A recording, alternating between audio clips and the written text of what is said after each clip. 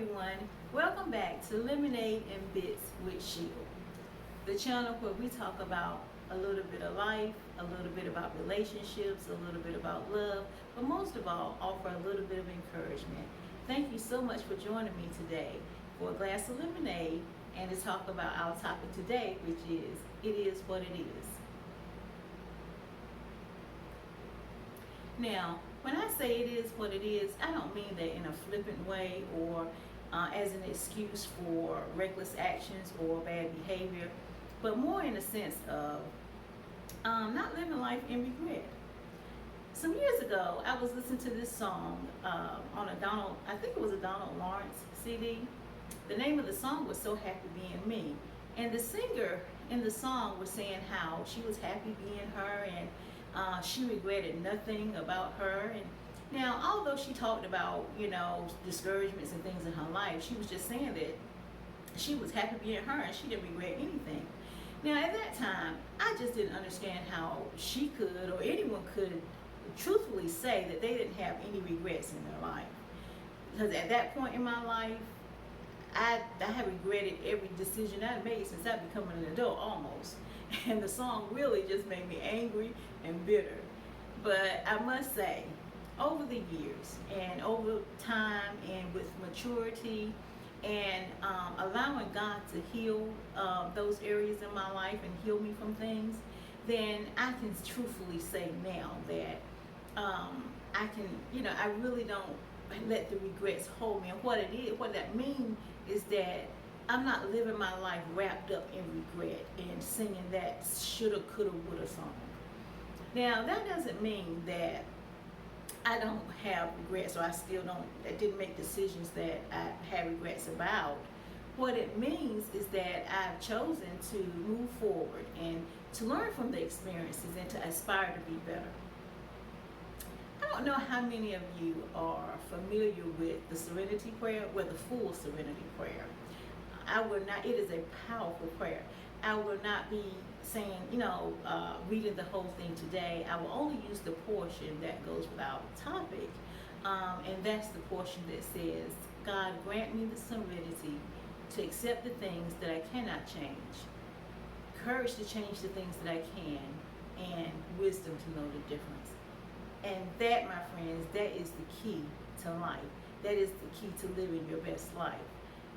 Because first of all, we have to know and remember that the past is exactly what it is. The past. There's nothing we can do to go back and change what happened in the past. The past is as relevant as 5 minutes ago is the past.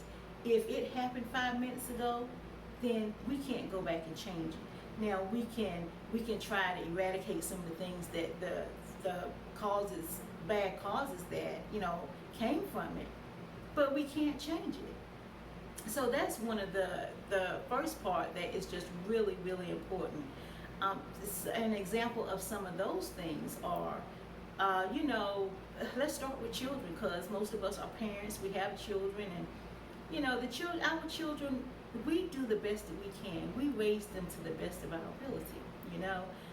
Teaching them the right way and how to live their lives, with God most of all. Teaching them morals and values and priorities. That's our responsibility. That's the responsibility God gave us as parents. And we do that to the best of our ability. Once we've done that and we're doing that and they choose to do otherwise, that is their choice. That is their decision, and those are their consequences.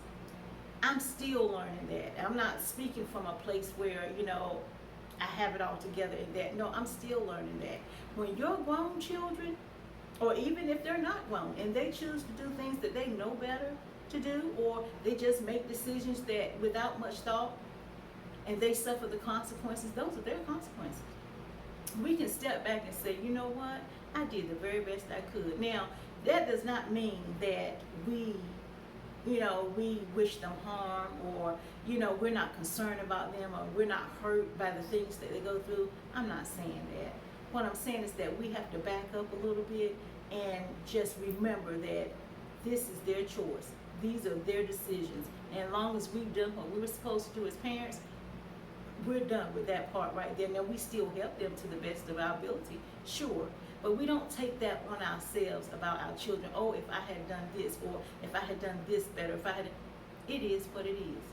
You know, we done what we were supposed to do, and even if we made choices with our children, then you know that weren't so favorable, it's still in the past. That we can move on and do the best that we can right now. Other things, and there are other things that we go through in life. You know, maybe it's marriages, failed marriages, divorces, or maybe it's missed opportunities. Oh, if I had went to school back then, or if I had, you know, moved here, if I had, you know, took this job, if I had done this, done that, those things are in the past as well. We can't go back and change those either. What we can do though is we can move forward, even in the respect of spending time with family members. Recently, 2 months ago, I lost my father. My father passed away. And there was a moment in there as well when, you know, I was looking through the photo albums and I was listening to my uncle talk about him and, you know, how he loved us and, you know, he just tried to do the best for us and he wanted to put us first in all his actions. You know, there was a moment of regret because I didn't spend as much time with my father as I would like to, that I should have. So I had a moment, you know, where I was like, God, I wish I had done better. But you know what? There's nothing I can do to go back and change that now. But what I can do is move forward and try to build better relationships with the people that are still here. And that's my goal now. So yes, you learn from it. You move on and you aspire to be better. And accept that your thing, and know this, another thing that you cannot change is people. We cannot change people. We cannot. Now, people sometimes are motivated to change because they care about you being in their lives, but ultimately it is their choice to change. We cannot change anyone. If they don't want to change, they will not change. So we don't change people, God changes people, and people have to want to be changed, even for God to change them. So I just want you to know today that just don't live your life in regret, you know, wrapped up in it. Yes, we do not feel good about some decisions that we made in the past, but we can't do anything about that. What we can do though, don't forget this: if you wrong someone and you know that you wronged them, or you offended them, or you hurt them, you can apologize for it, and you can ask for forgiveness, and you're supposed to ask for forgiveness, you know. So that's a part of moving forward. I can't change what happened, but I apologize for what happened, and I will do my best not to let the same thing happen again. That's what we can do, you guys, and that's how we move forward, living our best life. That's what we do. We move forward, not living our life in regret, knowing that it is what it is, but it's okay. I'm better for it now.